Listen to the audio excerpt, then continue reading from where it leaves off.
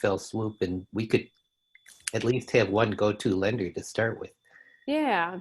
Well, when we were doing these live classes, I would have them sponsor a lunch and then give a little spiel. But yeah, I like that idea. I will make note of that and talk to your Thanks. lenders. Sure thing. All right. Well, now that we have a bit of an audience, I'm going to get to our topic for today, and then we can jump back into some questions at the end if we have a little time. So I've been reading The One Thing again, and much like The Millionaire Real Estate Agent, The One Thing is also a book written by Gary Keller and Jay Papasan, and it is full of great information for, well, The One Thing especially, not even specific to real estate, but really does apply to what we do. And it's one of those books that I go back to time and again. I've read it before, I've read it a couple of times, I'm going back to it again. There's just so much good info in there. So I'm just pulling some pieces from there as we go with launch, because I think some of it is especially applicable to what's going on in the world right now, how we're all operating or how we might be feeling. So I paired that with listening to the One Thing podcast. I talked about that last week. If you haven't listened to that podcast, it is really quality.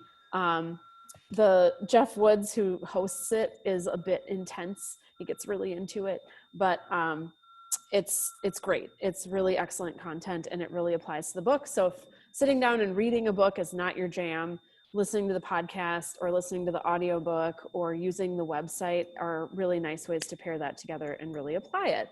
But I thought it might be helpful if I did a little class about some of the things in here. So today we're going to talk about habits. So I had Mandy plug class today, and she said, you know, successful people aren't extremely disciplined. There's something else that they do. And this is what it is. When I talk to people and they're like, man, you must be so disciplined. You must, you know, really, how do you stay so focused? How do you have so much business? I am naturally a distractible person. I am naturally not a structured person. And so I have built structure into my life to help me counterbalance that and to help me stay on track. And the best way I've found to do that is to form habits and routines, because once you set them, once you put the energy into making them a regular occurrence, then they run themselves. And then I don't have to use so much energy and so much discipline and so much thought going into my day or my week. These things just happen. And the habits I've formed are around the most important things that I need to do to set my day for success. So I pulled up the chapter on a disciplined life in The One Thing. It's chapter number 6. And there's a couple of great quotes in there, one of which they said, success is actually a short race. It's a sprint that's fueled by discipline that's just long enough for a habit to kick in and take over. So you have to have some discipline at the beginning, but it's a sprint. It's a short, concentrated amount of time when you're really focused on making that one particular thing happen until it becomes a habit or a routine. Now, the thing I think is interesting to consider is, especially with COVID, we had to our routines got shaken up, right? Like the things that we do on a daily basis were changed, were adjusted. And so we, without knowing it, if we weren't paying attention, we have formed new habits by default, right? So, for a while I was like, well, I'm going to get up a little later, and I'm like, not going to shower right away. And, at first I was like going to the team meeting and I had my camera on and I was all ready to go. And then I started forming this habit where I'm like eating and I don't have my camera on. Like those habits formed by default. It makes me less connected to what's going on. I'm not paying as close of attention. I'm not taking as great of notes. I'm not getting the most out of it. So whether you want to form habits or not, you are. You're either forming them by default or you are choosing to form habits by design. So do you want to live a life by default or a life by design? I prefer design because then I get to choose what is going to happen, right? I take my goal, I work backwards, I build out my habits and my and I form my schedule or whatever that habit is built into. And then it becomes automatic, and that grows into great business, a counterbalanced life, the things I want. So it's really super important, and it sounds kind of silly, but something as simple as brushing your teeth is a habit you formed probably as a child. And what you do before you go to bed, there's habits built in, there's routines, whether they're good or not, whether they're intentional or they're by default, they're there. So taking to just build one small habit can make a gigantic difference. And I love the way they put it in the book. They said, when you do the right thing, it can liberate you from having to monitor everything. How many people are feeling right now like you have to monitor everything you're doing? You're feeling overwhelmed. You're feeling like, I don't know if I'm doing the right thing right now. You can put it in the chat since I have like 0 people on camera today. Is anybody feeling that way? Like it's taking a ton of energy just to regulate what you should or shouldn't be doing? I feel that way. I have moments of it, like moments where I feel like, no, I got this. And then all of a sudden be like, oh, okay, maybe I don't. Well, and when you're new and figuring it out and you're like, okay, I think this is what I'm supposed to be doing. And then you're like, oh, I just saw this class, or Charlie mentioned something in the meeting, or I saw what somebody else was doing. Maybe I'm supposed to be doing that. Oh, well then, okay, should I keep doing this? Or how do I fit that into my schedule? But then also like I have kids who are being homeschooled, or I have to adjust to my new schedule, or whatever it is. It's really hard to figure out what you should be focusing on, where you should be putting your energy. And you end up spending all your time trying to regulate your time use instead of actually doing something effective. Has anybody felt that way, where you had a day where you were like, I just gave myself pretty much a hard time the whole day and I don't think I did anything? Yeah, I think I kind of felt that way. I did the bold, and it was like a lot to take in, and everybody, had their, the coaches all had their, plan of what you should do. And it like didn't really work for me. I just took like a little piece of it. Yes. And did it. Yeah. And that's just it. The thing that is really most effective is to take one little nugget, one little thing that is going to lead you to that bigger goal, that's going to knock down the next domino to get you to that point, and just focusing on that one thing that makes everything else easier or unnecessary, so that you can really feel like, okay, I'm making some progress towards my goal, because this is the one thing I'm supposed to be focusing on. This is the one habit I'm supposed to be forming. If the whole day went to crap, but at least I did that one thing, I'm making progress. And that's where celebrating, because once you get that goal or that habit formed, it's going to feel like you're automatically moving towards that goal. It's going to feel like you don't have to put so much energy and thought into it, because you're just doing it. And for me, having routines when the world feels like it's out of control, or there are things that are making me anxious, the thing that brings me back down to earth and helps me stay grounded and feel better is my routines and habits. The things that I can feel comfortable in, the things that I know I should be doing.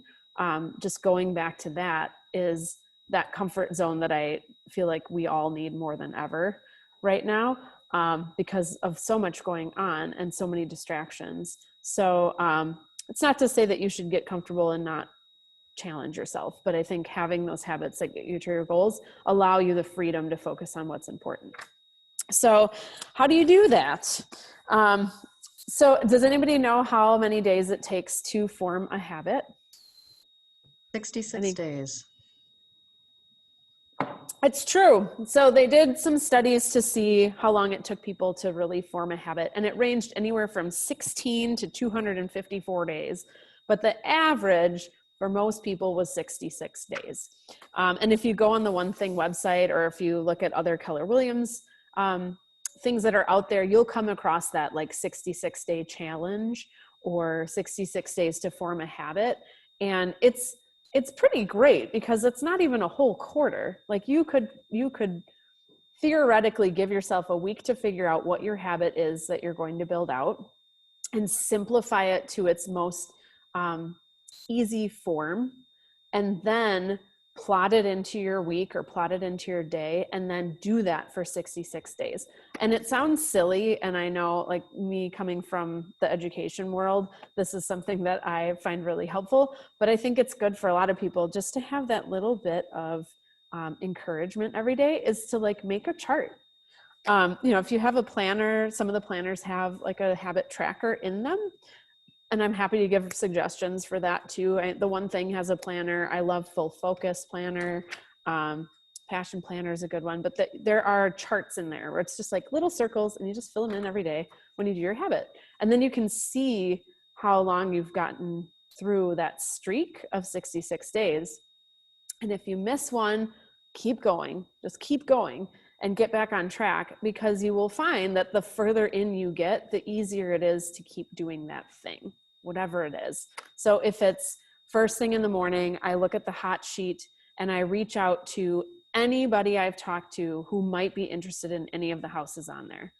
Okay, I'm going to do that for an hour every day. That's my first thing I do for the day, because that's going to jumpstart conversations. It's going to jumpstart scheduled appointments, whether it be Zoom calls to have a buyer consultation or a seller consultation. And if I've seen something that's a comp for a house that might be, for a seller that might want to sell, it may be jumpstarting conversation about, getting out there on showings, or somebody who's been kind of dragging their feet on their mortgage pre-approval. So that's going to be my habit. And that's the one thing I'm going to call the day of victory if I get that thing done. So whatever it is, find something that is going to work for you. For me, this quarter, it's been having a workday startup routine. And so having a few specific things I do to where I sit down at my desk and I'm saying I'm starting my workday, whether I'm at home or at the office. And these are the few things I do to set myself up for success for the day. And then what comes of that is I end up having a workday end routine or a wrap up, and that sets me up for success for the next day. So that's been my focus, is like, it's a schedule related thing, but it's also mindset, and it just gets me ready to rock for the next day. It also makes me as efficient as possible for this day. And one side effect has been that it makes me more realistic about what I can actually get done. Instead of just having a gigantic to-do list and also a gigantic schedule, I realize, I only have these holes for the day. And so I'm going to figure out what my most important things are to get done. And the rest of it will have to get pushed off, or I'll have to have my assistant help me with it, or something like that. So it's, anything could be a habit that you think is a good one to start. And if you're having a hard time coming up with good habits, we could do a little brainstorm on the launch group page on Facebook. But there are many things you could be doing, and you probably have a huge list of things you think you're supposed to be doing right now, especially if you are grabbing onto things like Bold or like Mega Camp coming up. Ultimately, there are some very basic things that, no matter how many years you've had in real estate, are the things to come back to, are the things that should be your habits and routines. And people get off track and need to be reminded of that. So it comes down to getting business, right? What am I doing to get business? What am I doing to connect with people, build those relationships? That could be a habit could be built around that. What am I doing to make sure that I can serve my clients best once I get them? So have you practiced the offer to purchase? Hey, there's a new one. Have you, have you looked at that? Have you updated your understanding of that document? You should probably do that. Sorry, my HVAC guy is here. So anyway, the basic things that you should be doing, pull a habit or a routine that you want to establish from that. Getting business is a big one, but also if you haven't done those top 5 things, if you haven't put together your buyer consultation, okay, well, how can I form a habit around giving myself time to work on that every day for 66 days, and you'll be a pro at it. I'm going to do some research. I'm going to watch some videos. I'm going to talk to agents about what they do. I'm going to, you know, I'm going to make that one time every day for my buyer consult until I get it done. Are you going to need 66 days to do that? Probably not. I mean, you could make that your top 5 time of the week or of the day, and then work on that first and then switch to the next thing. So the habit itself is so simple. It's that one block of time where I'm going to focus on this thing. It's that, you know, one thing I do in the morning to set my day on the right foot. It should be broken down to its very essence. It should be something very simple. Does that make sense? Are y'all following me? Yes. Yeah. Yeah. Yeah, Casey, filling out a new planner. I'm so excited. I got a new one coming. Oh, it's the best. I get them quarterly. Get them quarterly just because it's so exciting. So last week I talked about the hockey stick of success. And Charlie's talked about this before. This is not something I made up. This is out there in the world. But it's shown that for a long period of time, people will be working on something. You're just plugging away. And then all of a sudden you see the results and they just skyrocket. Well, when it comes to forming a habit, it's the opposite when it comes to discipline. So you are really high on the discipline at the beginning, right? You have to really be conscious about it. You have to put time and effort into deciding what your habit's going to be. You have to really consciously, you know, watch the clock, do those things at the time you were going to do it. Make sure you're doing the thing you're supposed to be doing and not getting distracted by social media or whatever else you have in front of you. And really putting in the energy and the thought and the discipline to starting that habit. It's heavy on the front end. But over time, as you continue to do it every day for 66 days, the discipline becomes less necessary and the habit starts to kick in, right? It's a sprint. So it's heavy discipline first, and then the habit kicks in. So it's kind of nice because then once you're off and running, you've got that good momentum, right? It's like running down a hill and you just keep going. And that's really what we want it to be for you. And that's really the point of a habit, is to make it automatic, right? Because the people who are most successful have figured out the most important things they need to do on a daily basis, on a weekly basis, a monthly basis, a quarterly basis, a yearly basis, and they make those things a habit. And it just happens. They don't have time to put energy and discipline into all that stuff every day. Nobody does, right? So how do they become so successful? They're not magically disciplined. They're not robot people. They have figured out the habits that get them the best results. And they've put the time and discipline into doing that on the front end. And after 66 days, they are off and running. And that stays as a habit. And then they pick a new one to build. So it seems so simple. It sounds kind of silly. It's almost so elementary that it seems unnecessary to do.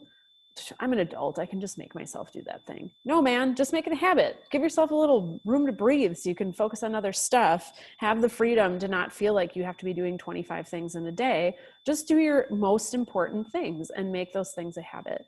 So I cannot express enough how important this is.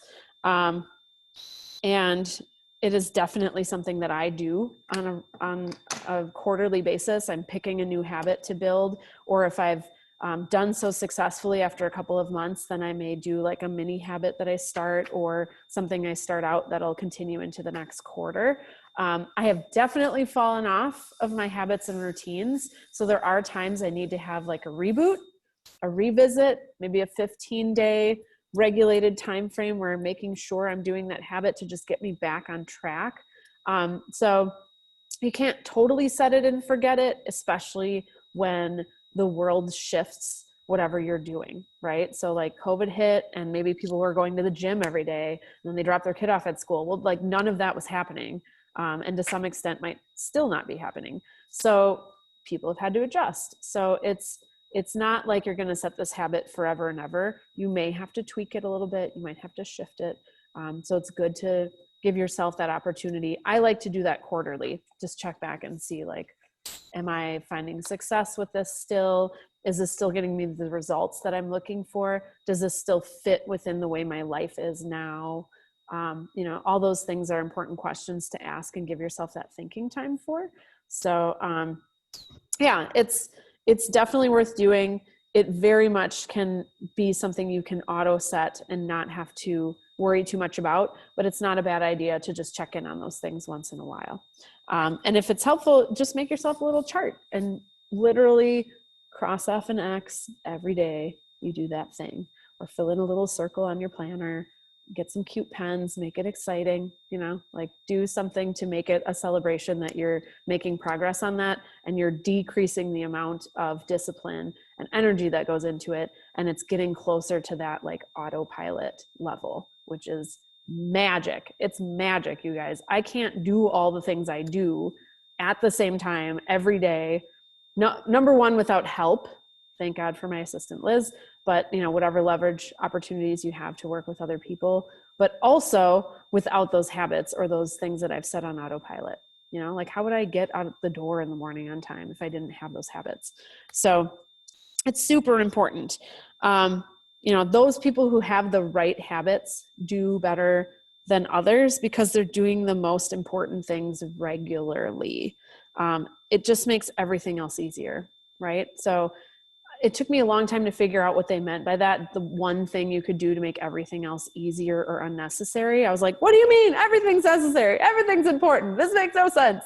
But ultimately, like, what is my job? My job is to connect with more people to make, you know, more of those business relationships happen.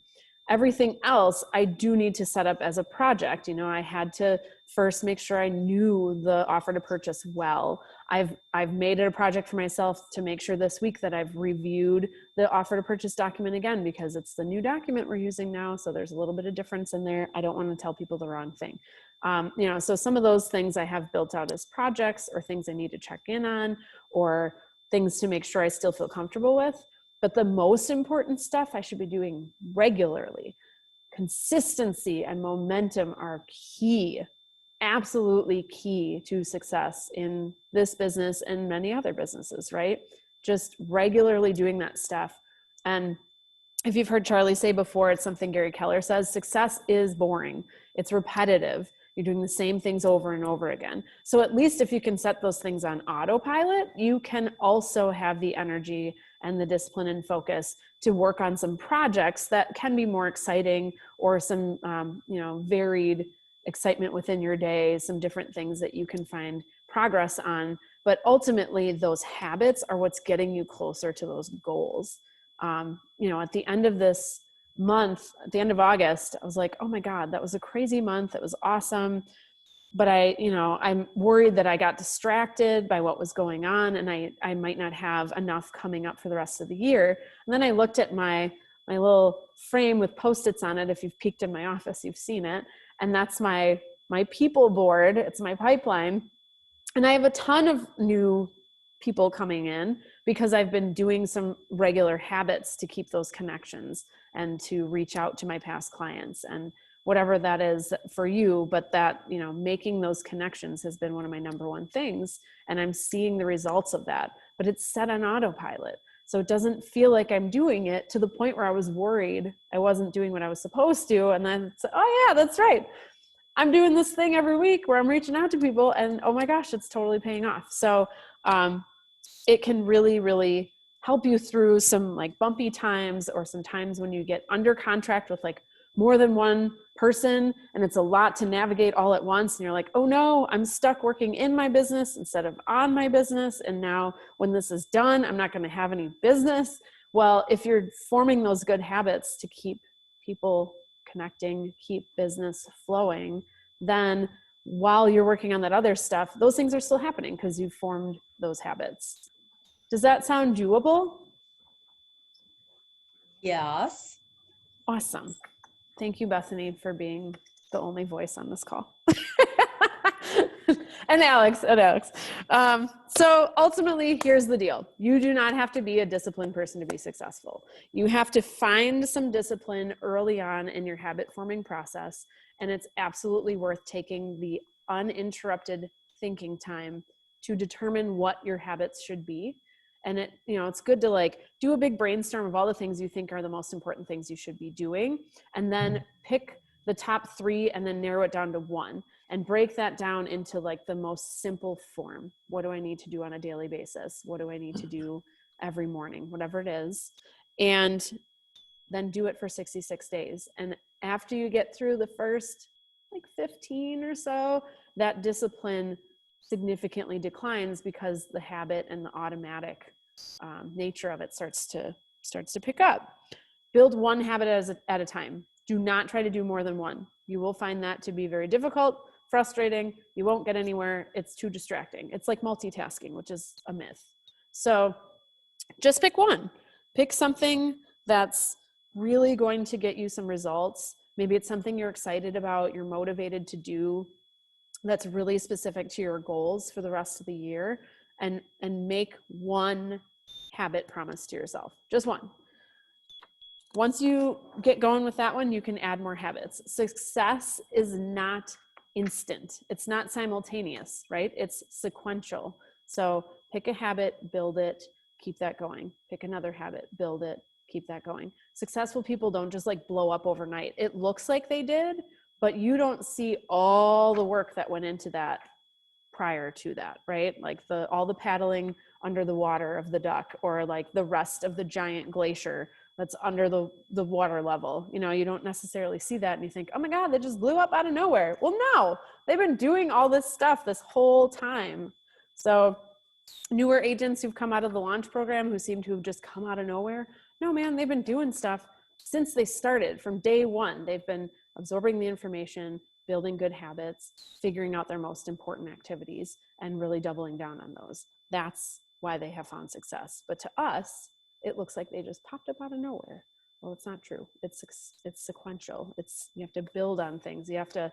We want instant gratification and instant success, and that is not how it works. So you have to put in a little time and give yourself some grace and be patient. Charlie said this fall is going to be awesome. So you have a perfect opportunity now.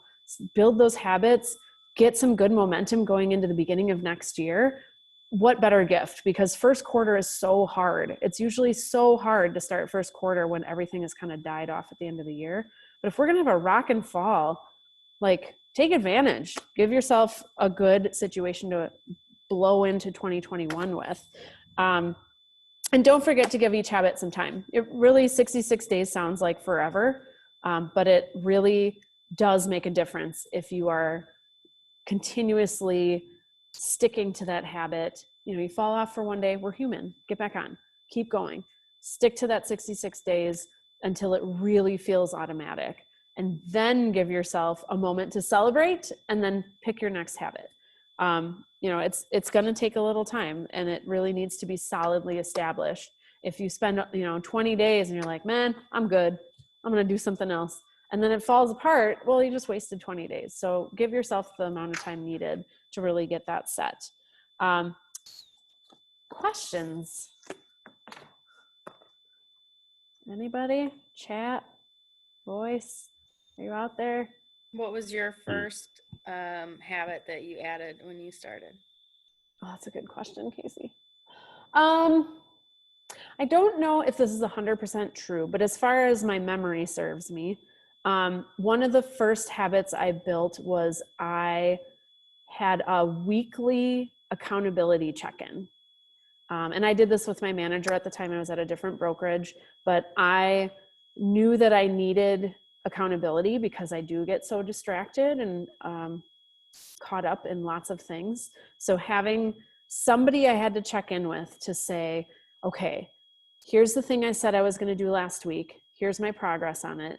Here's what worked and what didn't. And here's what I have going on right now. And it just having the ability to really to have somebody who I had to answer to was all I needed. And that really helped me stay on track. So that was one of my first good habits. And it was hard sometimes. It was really easy to want to be like, oh, sorry, I can't do it this week. But it made a huge difference. And I still do that. I just do it with my assistant now. She's my accountability person. Good question. How many habits would you say you have? Oh my God. So like everybody has a morning routine, right? Like I get up, I do this, I do that, the other thing. I my last habit forming was to build out a better mindset morning. So I didn't just roll out of bed and do yoga. Now I roll out of bed and do yoga, and I do a little meditation. And then I go sit outside for a minute and look at my planner and kind of set my mind for the day.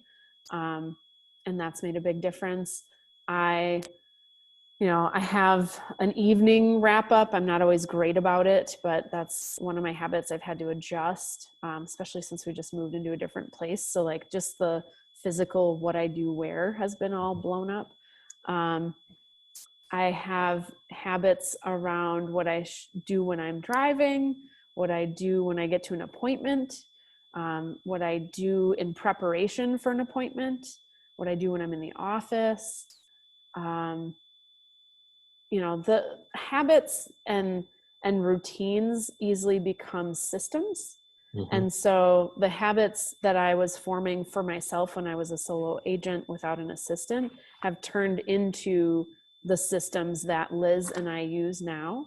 And as I add another agent to my team by the end of this year, that will become a system I pass along to them as a habit that they need to form or a system they need to follow.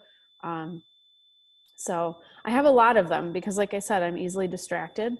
And so the habits I've been able to form give me the freedom to just be me instead of feeling like I constantly have to be like slapping my own wrist. And I need that. So what percentage of your day is like a habit versus goof off then? Oh, I mean, controlled versus uncontrolled, or I mean, for me, it's about end caps. So if I can control and I can have habits built around the beginning of my day, the beginning of my work day, and the end of my work day and the end of my day, then what happens in the middle isn't as necessary to control because I've established what needs to happen and I've done the most important stuff at the beginning of the day, and then I've set myself up for success for the next day. And that's really been key for me.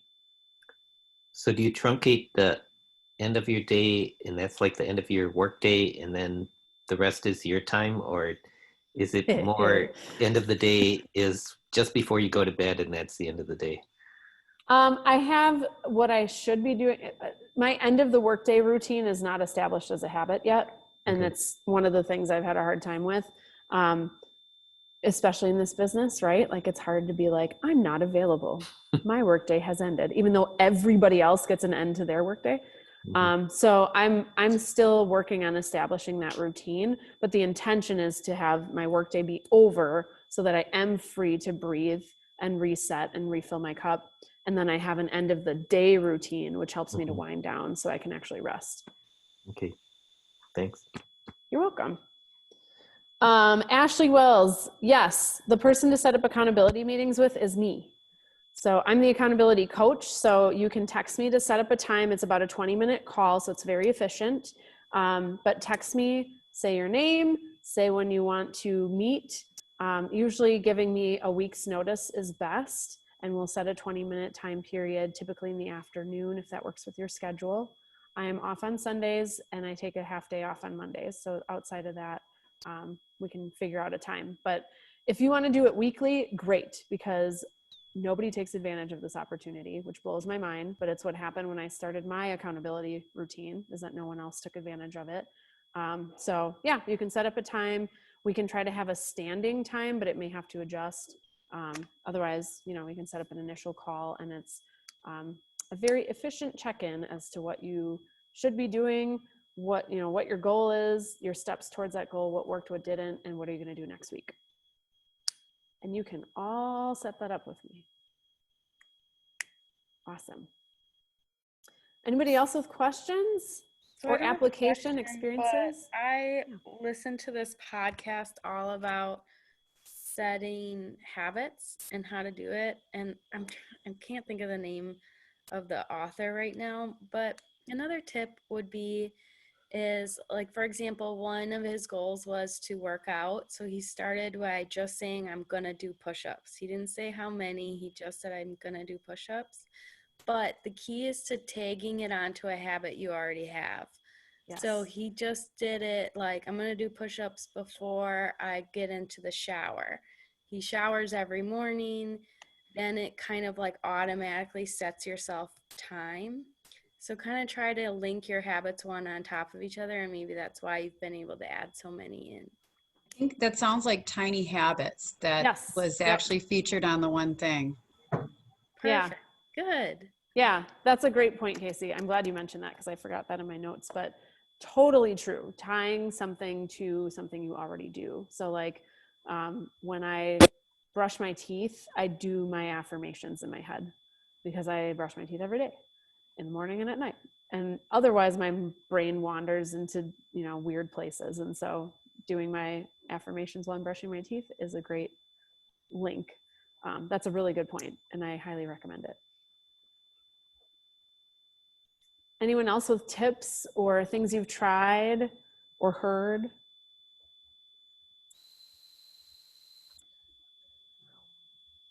I think sometimes it is, which is another thing from the One Thing, is, setting those high or big goals and then, paring it down, obviously, but then even paring that down a little, you can get started and actually get some momentum and success.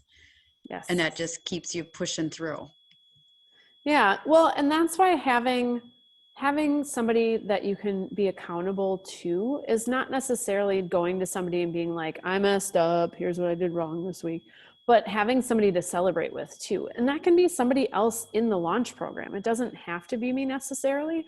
If you're both kind of working on something as a habit builder, or you're both working through a project, that's a great thing to do, is just to have somebody where you can check in and be like, so how's it going?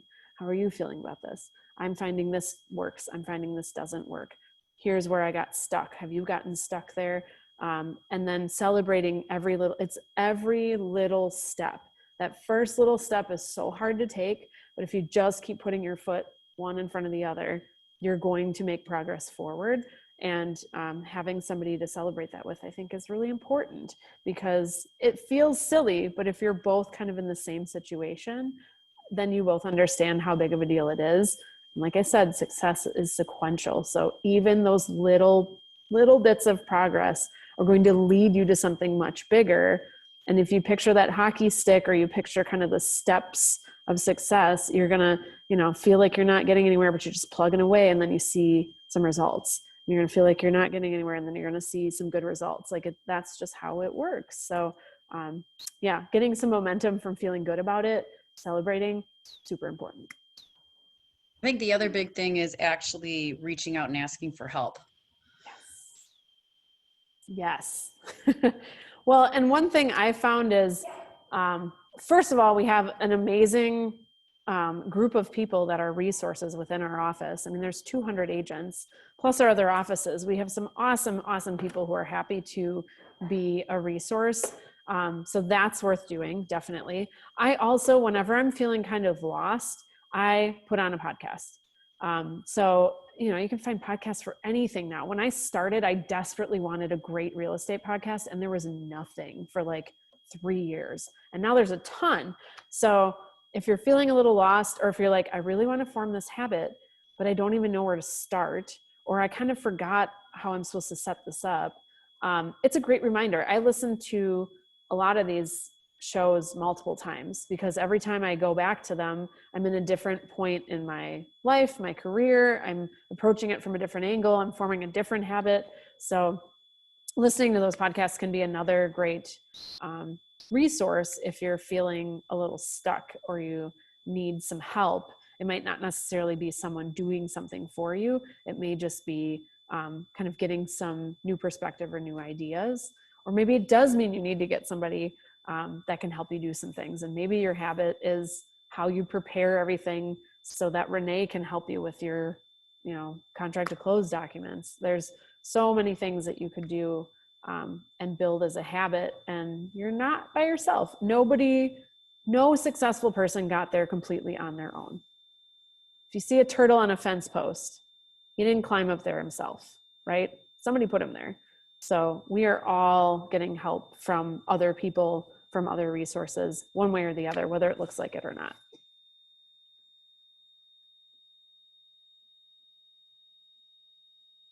else with questions? You're all so quiet today. Are you guys burnt out or what?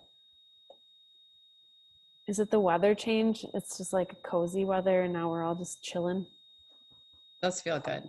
Oh, I love this weather. It's so great. Fresh. Put on Cool. jeans and a sweater, drink some tea, go pick some apples soon. Yay. Yeah. All right. Well, I will leave you with this. If you have not set up an accountability call with me yet, I challenge you to do so. I'm not scary. I'm friendly and encouraging. I'm full of good ideas, or I'll just listen. Like I said, it's just 20 minutes. It's absolutely worth the investment of your time. And you can do that by texting me. My phone number is going to be in the messages here. 414-534-7982. Text is the best way to reach me. And our initial call will be kind of setting up how we'll do that. And then you're welcome to do it every week if you want, or every other week, or once a month. Do what works for you, but be consistent about it. I will tell you, most people are not. And that really was, that was a good question, Alex. One of my very first habits that I built was that weekly accountability, and just being consistent with that. I saw serious results because I just had to be ready every week to like have my stuff together, and like know where the heck I was and what I was supposed to be doing. Oh yeah, that's right. I was working on that habit. Well, how far have I gotten? It just forced me to have that thinking time that I wasn't taking for myself. So I highly recommend that. I also would say, and I think Mandy said this morning, when it comes to the training schedule, look for this stuff with the rockets next to them, the little rocket image. It can be easy to get overwhelmed by all of the information we have available and all of the classes that are out there. But ultimately, your number one job right now should be getting yourself really solid on the basics of the job, right? Understanding the offer to purchase, having a buyer consultation lined up, having a listing presentation outline at least ready to go, knowing what's in the listing contract, being able to do a market analysis, and then understanding like the basic steps of like a showing, open house, that kind of stuff. That's really your job right now outside of getting new business and connecting with new people. It sounds so simple, right? But there's so much other noise out there. Don't worry about your website. Don't worry about, campaigns and social media. Focus on those basic things first and build habits around those. Then you'll have a really good base to work off of. And all that other stuff is peripheral. I don't even do some of that stuff. And I don't need to. I get good business regardless. So don't feel like you have to do everything. Just find one thing that you're going to get some good results on. You're going to make some progress towards your goal. That's going to make everything else easier or unnecessary, and build that habit. Give yourself 66 days to really, truly get it solid and automatic, and then pick something different. And while you're working on that habit, find a project to focus on. I'm going to focus on the offer to purchase. I'm going to focus on, a great buyer consultation. Make those project-based goals, but then keep that habit goal going. Track it. Be accountable. Celebrate. Keep it going. It sounds so simple. It's like annoyingly simple. Like, I don't even need to do that. That's so dumb. But like, really, it's the key. It's really the key. Talk to any successful agent in our office. We all have habits that make our jobs and our lives easier so we can focus on other things, and have that freedom and not feel like we should be doing 25 things at once that all require our full discipline and attention, when really some of that could be a habit. So I really encourage you to think about that. Brainstorm some things that you need to be doing to get more business, to set your mind right for the day, whatever it is. It could be very, very simple. Push-ups before I take a shower, affirmations while I'm brushing my teeth, reaching out to 3 people every morning who I know and just like checking in, looking at the hot sheet every day and sending out at least 3 text messages, 5 text messages to people about properties that may interest them. One habit, just one. Keep it simple. Break it down to its essence, and then really focus on that and get it to the point where it's a habit. And then give yourself a pat on the back, and then pick a new habit. and just keep doing that. Sound good? Sounds slightly boring, but you're going to do it anyway? Sure. It's worth doing. I highly, highly recommend it. Well, cool. That's all I have for today, y'all. Amanda, can you talk a bit about continuing ed and how you squeeze that in? And do you do it all in one blob, or do you have a habit of doing it on Sundays or? Yeah, so good point.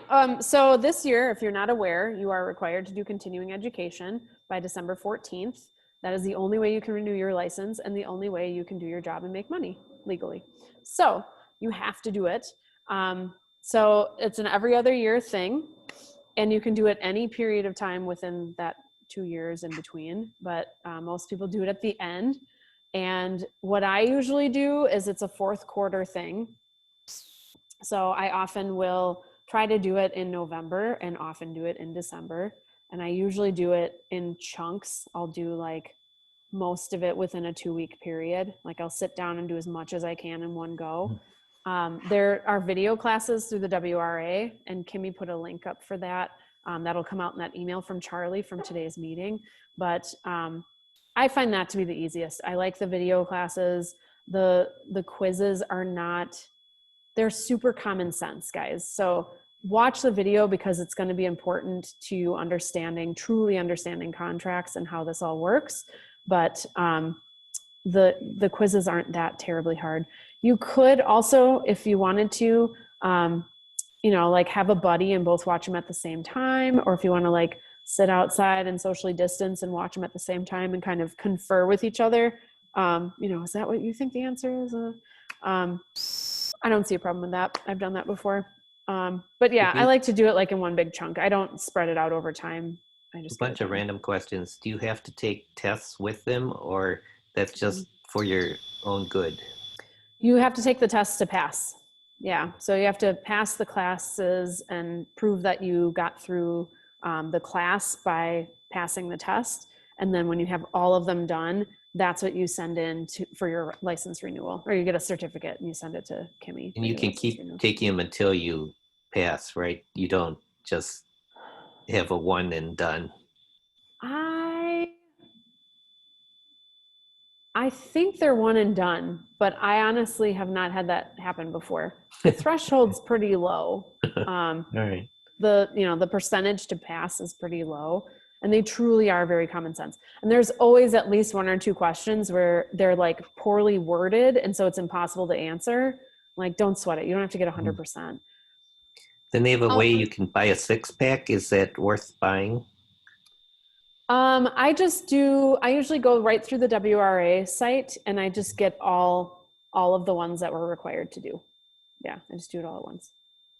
They also have like a book option. Do you ever get that? No, I don't have the kind of focus that a book requires. Okay. Yeah, me either. I'll take the quick videos. How much time, like you do like one little CEC or whatever it is hours worth of time, or? They're like an hour each. Okay. It's a pretty significant chunk of time. So like sitting down and doing it all at once is a full day. Yeah, it's good to kind of, know ahead of time, hour wise, budget the time out.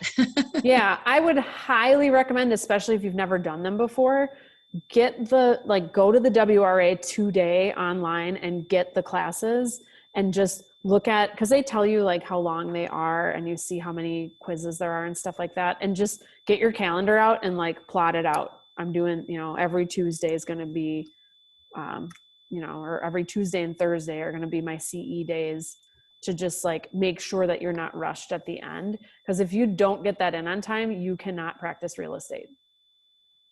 So Right. If you have somebody under contract, you have a check coming in, doesn't matter. Like you have to have your license. So it's important. Got Good it. question. Yeah. The other Thank thing you. to keep an eye out for, you're welcome, is you're going to get your dues request in the mail from the WRA and the NAR, National Association of Realtors. So your dues are due once a year. It's a pretty significant chunk of money. So it's a good thing to plot on your calendar for future reference. And also be aware that if you pay it between now, I think it's between now and November, no, between now and October 31st. Yeah, it's an October date. You save $25. There is a piece on there for RPAC, which is our Realtors Lobbying Association. It's the political association. You don't have to contribute to that, but it's built in there. You have the option to take it out or keep it in. It's up to you. And then if you wait too long, there are additional fees on top of it. So it adds up pretty fast. I want to say it's around $900, $800. It's almost $1,000. Yeah. So they've added more on because those automatic lock boxes, the electronic lock boxes with Sentry Lock, are a monthly cost to us. We don't have to pay for the boxes themselves. We pay a subscription fee as part of our Realtor Association fees. So if you're not using those, you should, because you pay for them anyway. But they don't have any left to hand out. They Apparently. They- Yeah, I guess they do apparently have 'em. they have them now. I Yes, got some they like a have week 'em. ago. Yeah. I Oh, did too. good. Good to know. I was told it's like, oh, they don't have any. They ran out. I'm like, Oh, what? no, they have them. They're there. Okay. Yeah. And they make it really easy. Like you put in a request, I think you email or call, and then they Just just go on to put them on a CenturyLock? little, no, through the GMAR. Oh, And they put them on a little table with your name on them, and you just walk in the office on, it's on Center and 124th Street. in Oh. Wauwatosa. It's like Wauwatosa Brookfield border. And you just walk in, take a left inside the doors, pick up your little packet of lock boxes, and peace out. It's great. Cool. Super easy. Yeah. It's way nicer than paying $40 a pop like I did when I started. yeah. Yeah. So definitely. Well, do that'll that. be one of the things I do today. Nice. Awesome. Well, good. Yeah. So you've got a number of things that you're responsible for before the end of the year. It's good to keep that in mind, get it on your calendar so you can plan for it for next year too. And as far as CE goes, it won't be next year. It'll be 2022 when it's due again. Yeah, that's about it. If you feel like you want to know more about the content at Mega Camp, it's an incredible bargain at $119. It's crazy cheap compared to what it is in person. So if you feel like that's not going to take you totally off course, distract you, or overwhelm you, it could be a worthwhile thing to just pick and choose a few things from. But if you're on track with what you're doing with your top 5 that you should be focusing on, with building your habits, with getting new business, it is not a requirement and may or may not be beneficial to you. So, if you're going to do it, I would say just look for that one nugget when you listen to something. Look for that one thing. Don't reinvent the way you do business based on a speaker or a class. Kind of take what might work for you. But it could be overwhelming. So I'll give you that little warning. It's really amazing content, but keep in mind that we also have amazing content for free, and it's all on our YouTube page. And if you're looking for something new or just want to get a bigger picture of Keller Williams as a family and what amazing resources we have, it is quite insightful and interesting. So might be worth doing. Well, thanks everybody for coming. I super appreciate those of you who jumped in and participated, whether it was on chat or voice. I do like to see your faces when you're in these classes, so I hope you'll do that next time. And let me know how your habits are going, and text me if you want to set up an accountability call, and that will help you keep on track with your habit forming and figuring out what you should be working on in terms of projects to get you to those goals for the end of 2020, because it is September now and it is time to plan for the fourth quarter. So you can still have an awesome end to your year. And if there ever was a year for that to happen, this is it. Fall is looking like it's going to be quite active. So take this opportunity. Don't think this is the time to wind down towards the holidays, because it's not. You could, but also some of us are going to still be doing business, and why not you? So text me if you want to set up that time. Best of luck setting up your first habit, and let me know how it goes, and I'll see you guys next week. Alrighty. Thank you. You're welcome. Thank you.